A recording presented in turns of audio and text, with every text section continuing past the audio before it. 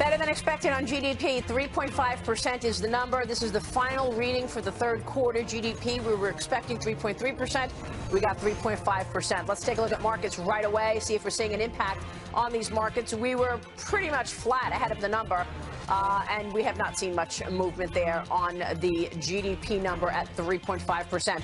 Durable goods orders, we told you, was expected to be down 4.7%. It's actually a little better than expected, down 4.6%. November durable goods.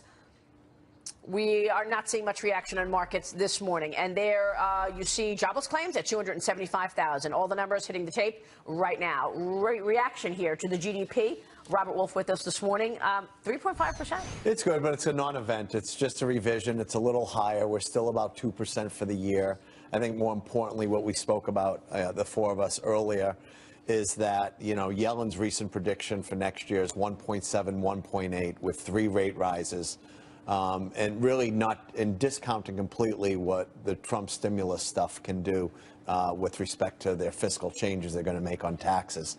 So I think Yellen's making a statement that she doesn't think it will get done in the first year or have a big impact.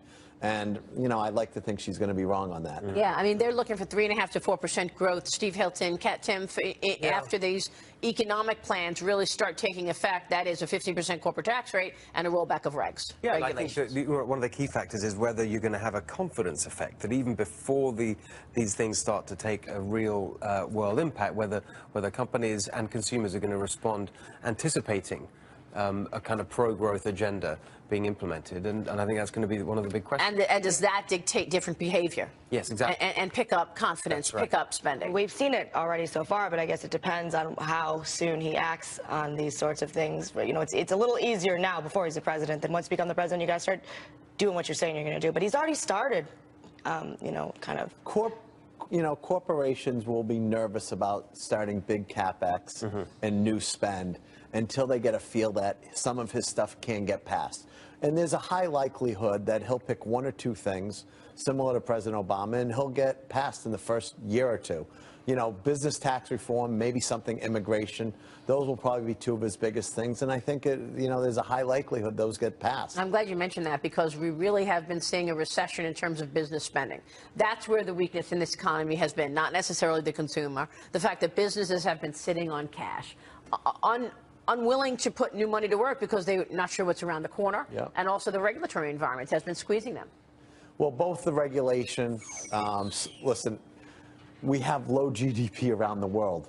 We're the highest at around 2%. Around the globe, it's a slowing environment. We don't know with a rising rate environment and an increasing dollar and a little bit of trade protection and protectionist environment will do for the U.S. when we still have around the world slow rates and negative rates, slow growth. So it will be, I think global corporations are nervous. Yeah. But around the world, actually, you've seen an austerity agenda in a lot of places. You haven't seen this kind of really aggressive pro-growth kind of attitude from any big economy, and so that really might. No, there's no question Trump's populist rhetoric is resonating. There's a lot of confidence in the system, but we just hope he can put a lot of what he says to work, which just has not been easy with our Congress. Well, that's why it's so encouraging that you've got a pretty much big chunks of agreement on core bits of policy between Ryan and Trump and the Republican-controlled Congress. Well, the Ryan plan is calling for a 20% corporate tax rate. Trump is calling for 15%. It's going to be somewhere around that. Well, I think the last time I saw Trump talking about it, he was pretty.